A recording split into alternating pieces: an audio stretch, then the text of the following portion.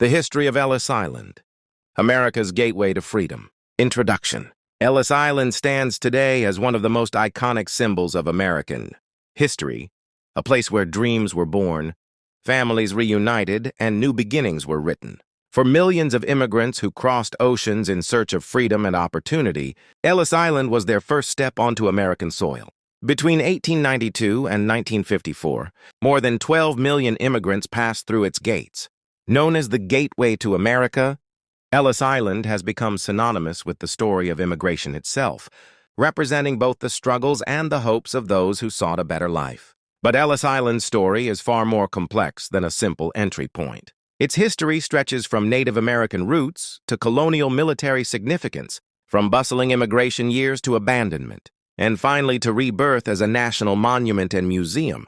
To understand Ellis Island is to understand the history of America itself, a nation shaped by those who came from distant lands. 1. The early history, pre-Ellis Island era. Long before Ellis Island became a name etched in the memories of immigrants, it was part of the land of the Lenape people, Native Americans who inhabited the region around New York Harbor for centuries. The Lenape used the islands for seasonal fishing, hunting, and gathering. In the early 1600s, European settlers, particularly the Dutch, arrived in the region and claimed the area as part of New Netherland. They named the island Kiosk, meaning Gull Island, because of the flocks of seabirds found there. Later, under English control, the island would take on different names as ownership changed. During the 18th century, it became known as Oyster Island, reflecting its abundant oyster beds, which supplied food for New Yorkers. Over time, it was also called Gibbet Island, as it was once used for public hangings of pirates. Its location, just off the coast of Manhattan, made it strategically valuable. 2. Ellis Island before Immigration Center. Colonial and military use. By the late 1700s, the island was purchased by Samuel Ellis, a New York merchant, who gave the island the name we know today. Ellis hoped to use it for recreational purposes and even tried to sell it multiple times. After his death, the island passed to his descendants and eventually to the state of New York. During the Revolutionary War, the island's location near New York Harbor made it strategically important. Later, in the early 1800s, the federal government recognized its military potential. In 1808, the government purchased Ellis Island to build fortifications to protect New York Harbor from naval attacks. Fort Gibson, a circular fort, was constructed on the island. It housed soldiers, cannons, and served as part of the coastal defense system during the War of 1812. Though the fort never saw significant battle action, Ellis Island remained under military control for decades, setting the stage for its eventual transformation into an immigration station. 3. The rise of immigration in the 19th century. By the mid-19th century, America was undergoing rapid change. Industrialization was booming, cities were expanding, and vast farmlands required labor. Immigration became the backbone of this growth. Millions of people fled Europe due to famine, poverty, religious persecution, and political upheaval. The Irish potato famine, 1845-1852, alone sent waves of Irish immigrants to America. Germans, Italians, Russians, Poles, Jews, and many others followed. Initially, immigrants arrived through Castle Garden in Lower Manhattan, which served as the nation's first official immigration center, opening in 1855. However, by the late 19th century, Castle Garden was overwhelmed by the sheer volume of arrivals. Corruption, poor conditions, and lack of federal oversight demanded a new facility. The federal government decided to establish a new immigration station, larger, more modern, and under federal control. The site chosen was Ellis Island. 4. The establishment of Ellis Island Immigration Station, 1892. On January 1, 1892, Ellis Island officially opened its doors as the nation's primary federal immigration station. The very first immigrant processed was Annie Moore, a 15-year-old girl from Ireland who arrived with her 2 brothers. She was welcomed with a $10 gold coin, a symbolic gesture of the new beginnings Ellis Island would offer.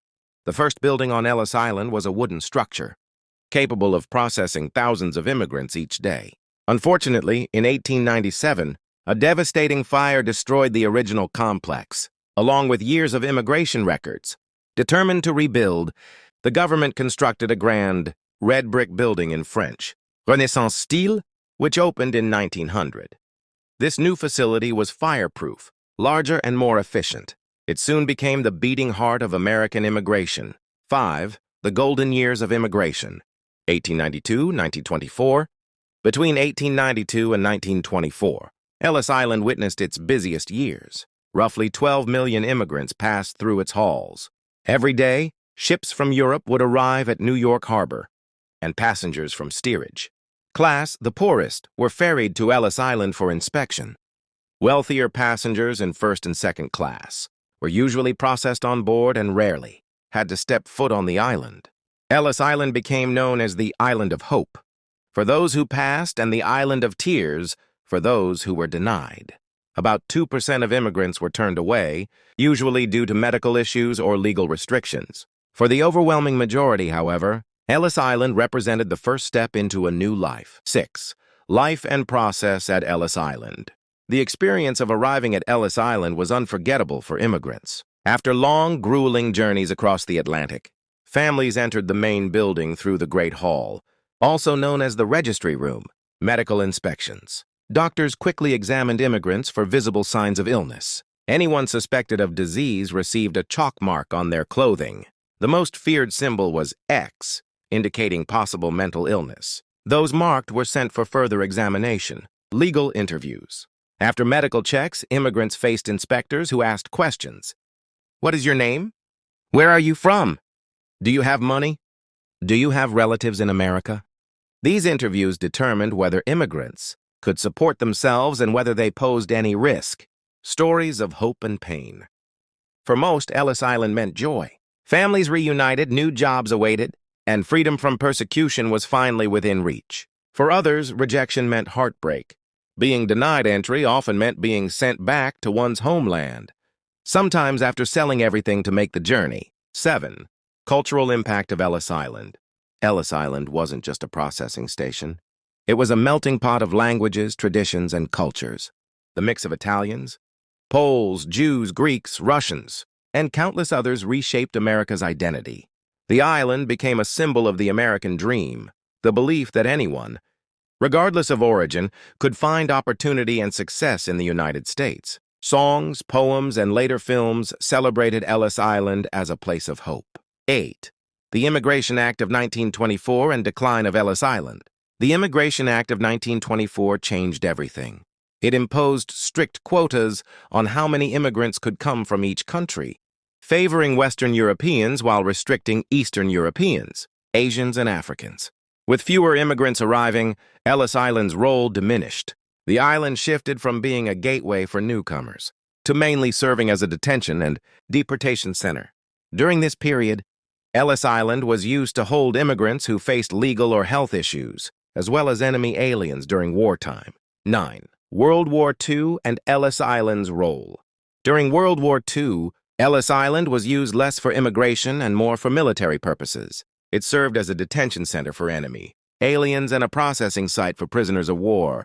The island also became a base for Coast Guard operations. By this time, Ellis Island was no longer the bustling immigration hub it once was, but it still played a role in America's defense. 10. Closure of Ellis Island, 1954. By the 1950s, airplanes had replaced ships as the primary means of travel, and immigration procedures were streamlined at embassies and consulates overseas. Ellis Island's function became obsolete. In 1954, the federal government officially closed Ellis Island as an immigration station. After more than 60 years, the gates of America's most famous entry point were shut. 11. Ellis Island in ruins. 1950s, 1980s. After closure, Ellis Island fell into neglect. The once grand buildings decayed, roofs collapsed, and the halls that once rang with voices from around the world fell silent. For decades, the island stood abandoned, its history nearly forgotten. Many New Yorkers viewed it as an eyesore, a relic of a bygone era. 12. Restoration and birth of the Immigration Museum. 1990. In the 1980s, efforts began to restore Ellis Island, with strong support from the public, private donors, and the federal government. A massive restoration project was launched. On September 10, 1990, the Ellis Island Immigration Museum opened. transforming the historic site into a place of remembrance. Millions of visitors now come each year to walk through the Great Hall, explore exhibitions, and trace their ancestors' journeys. The American Family Immigration History Center allows descendants to search through ship manifests and records, connecting people with their immigrant roots. 13. Modern legacy of Ellis Island. Today, Ellis Island is part of the Statue of Liberty National Monument, overseen by the National Park Service. It stands not just as a museum, but as a symbol of America's immigrant heritage. More than 100 million Americans, roughly one-third of the population, can trace their ancestry to immigrants who came through Ellis Island. Its story resonates even more in modern times. As immigration continues to shape political debates and cultural identities, Ellis Island serves as a reminder of the struggles immigrants endured and the vital role they played in building the nation. Conclusion: symbol of hope, struggle, and identity. The story of Ellis Island is not just the story of a small island in New York Harbor, it is the story of America itself. From its humble beginnings as a Native American fishing ground, to its years as a military fort, to its era as the busiest immigration station in the world, Ellis Island embodies the dreams, fears, and resilience of millions. It was an island of hope for those who made it through, and an island of tears for those turned away. Yet, in both triumph and tragedy, Ellis Island helped shape the American identity as a land of immigrants.